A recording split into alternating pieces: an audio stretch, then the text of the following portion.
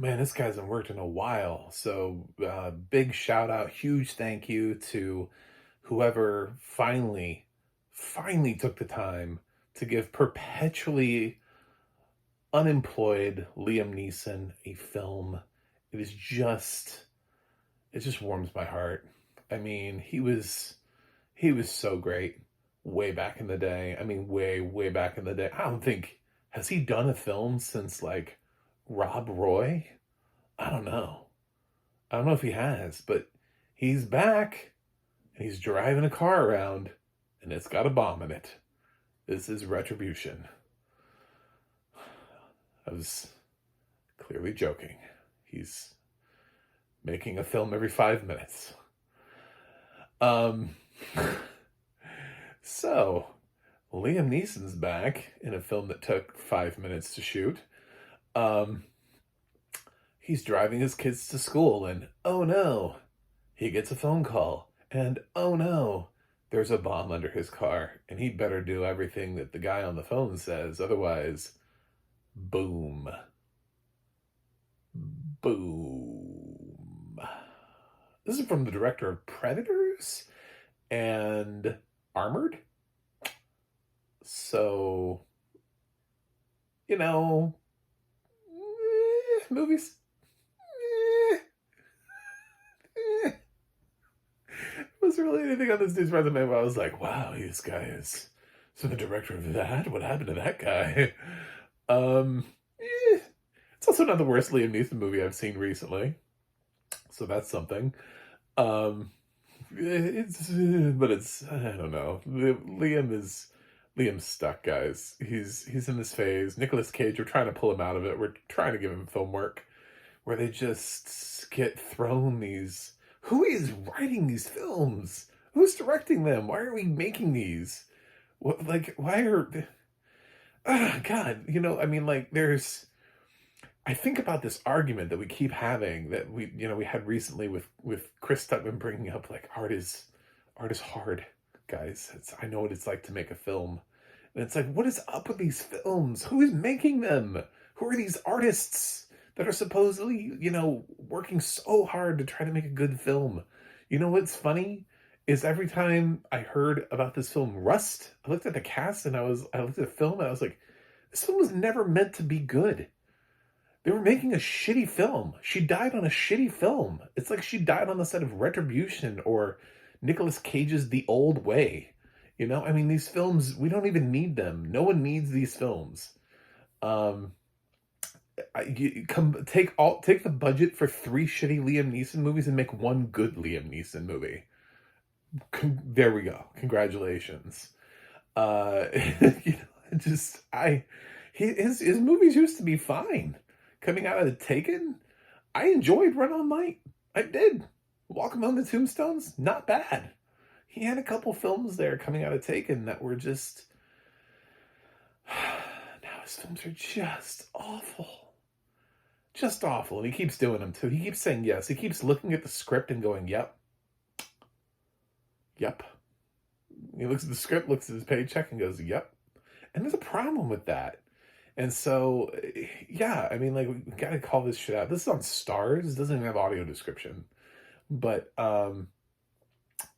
he's confined to a car, I think, for, like, most of the film. Because, I mean, the whole point of the film is he can't get out because there's a pressure plate under his seat. So,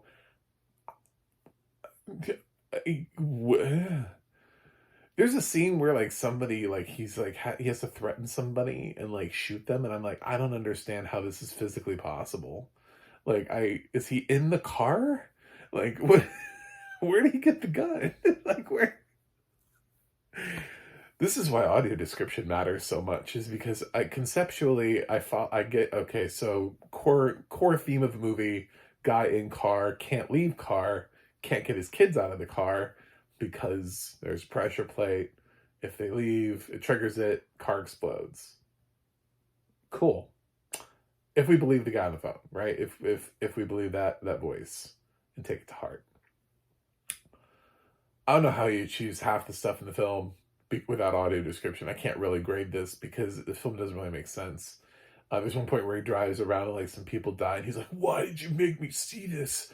I have my kids." His kids are annoying. I hate his kids in this film. They should die. That's a terrible thing to say.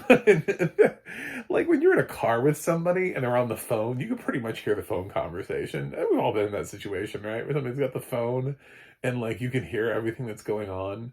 And like the kids are just like, "Dad, you missed the turn. Dad, Dad, what's going on? Dad." I'm just like, you're not raising bright kids. I don't know what to tell you. Your kids aren't going to contribute to society. I've got this kid, this kid that's like sitting here. He's like, Dad, what are you doing? Dad, what's going on? What, you should turn back there. What's going on, Dad? I don't know. Can you not hear the phone call? Because pretty much anytime I'm in a car with somebody, the space is not that big, you know. Even if you couldn't, you would be able to hear what he's saying on the other end of the line, which out of context would be really concerning. You know, "I've got my kids in the car," you know, like, ooh, is my dad about to have phone sex, or what are we talking about here? You know, like, it's just, I don't know. These kids are really, they're kind of useless and they're kind of dumb, and the girl's even more useless. I mean, at some point they just stopped giving her dialogue. I think she gets injured, and I don't know. The film is ridiculous without audio description. It's better than some of his other stuff. Memory was terrible. I hated Memory. But there was something else too that he made. Oh God, I can't even remember it. Um, that's probably good, but there was something else that he made recently that was just dismal. Anyway, um, yeah, we got to get Liam Neeson out of shitty movies, and this whole idea that everybody's here to contribute to the artistry, to contribute to, nobody's contributing to the craft here. They're here to get money and paychecks. Let's just be honest. The guy that directed Predators, who's been doing TV and like music videos since then, he hasn't directed a film. You know, he was just happy to get called. He was like, "Oh my God, I get to do a film." And they're like, "Yeah, it's one of those Liam Neeson movies that nobody's going to watch and everybody's going to hate you for directing. You want to direct it?" And he was like, what's my paycheck look like? Yeah. And if you ask yourself that question, then you're not making art anymore. You're making money. You're contributing to business, to the making money, which is fine. But there's a whole slew of people running around on the internet right now going, "It's like art for art's sake, and art is subjective." It's not. This is not art. No one's trying to make art in these films. These films are just quick cash grabs with one star in them, and Matthew Modine. I wonder if this film would have gotten made with Matthew Modine. Let's put Matthew Modine into Liam Neeson's spot. Would anybody have made it? Would we have watched it? Can Matthew Modine get a movie made anymore with his name on top? Can he top a film and get that movie made? Are we at that point now where Matthew Modine has to ride the coattails of these other actors? Anyway, this movie is probably hot garbage, but I can't really give you a definitive grade because it doesn't have audio description. I'm a blind film critic, and that's kind of the most important thing to me here.